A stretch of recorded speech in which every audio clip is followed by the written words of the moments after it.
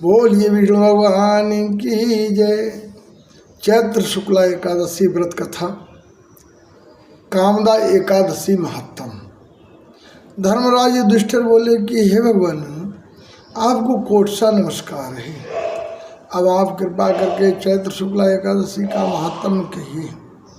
तब श्री कृष्ण कहने लगे कि हे धर्मराज, यही प्रश्न एक समय राजा दिलीप ने गुरु वशिष्ठ जी से पूछा था और जो समाधान उन्होंने किया वही मैं आपसे कहता हूँ। ध्यानपूर्वक सुनिए। प्राचीन काल में भोगीपुर नाम का एक नगर था। वहाँ पर अनेक ऐश्वर्यों से युक्त पुंडरीक नाम का राजा राज्य करता था। भोगीपुर नगर में अनेक अप्सरा, किन्नर तथा गंधर्व भी रहते थे। उनमें एक जगह ललिता और ललित नाम के दो स्त्री पुरुष अत्यंत वैभवशाली घर में निवास किया करते थे। उन दोनों में अत्यंत स्नेह था, यहाँ तक कि अलग अलग हो जाने पर दोनों व्याकुल हो जाते थे। एक समय पुंडरीक की सभा में अन्य गंधर्वों के सहित ललित भी गान कर रहा था। गाते गाते उसको अपनी प्रिय ललिता का ध्यान आ गया और उसके ध्यान में स्वर भंग होने के कारण गाने का स्वरूप बिगड़ गया। ललित के भाव देखकर करकोट नामक नाग ने पद भंग होने का कारण राजा से कह दिया।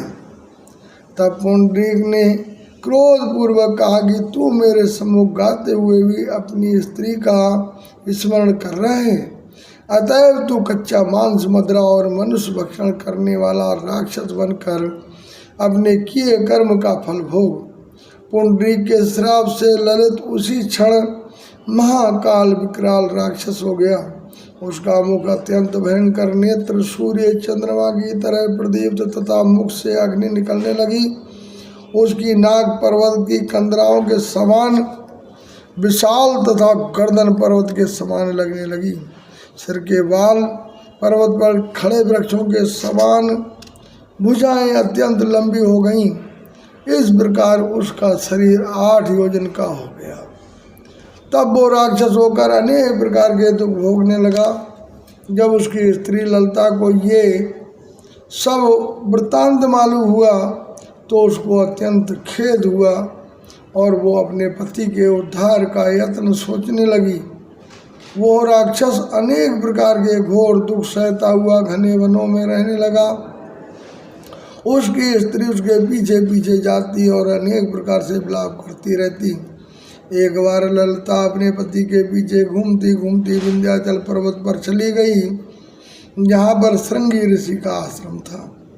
वो श्रृंगी के ऋषि के आश्रम में जाकर विनीत भाव से उनकी प्रार्थना करने लगी। श्रृंगी ऋषि उसे देखकर बोले कि हे सुभगे, तुम कौन हो और यहाँ किस लिए आई हो? ललिता बोली कि हे मुनि, मेरा नाम ललिता है। मेरा पति राजा पुंडरीक के श्राप से विशाल काय हो गया है। इसका मुझको महान दुख है। उसके उद्धार का कोई उपाय बतलाइए।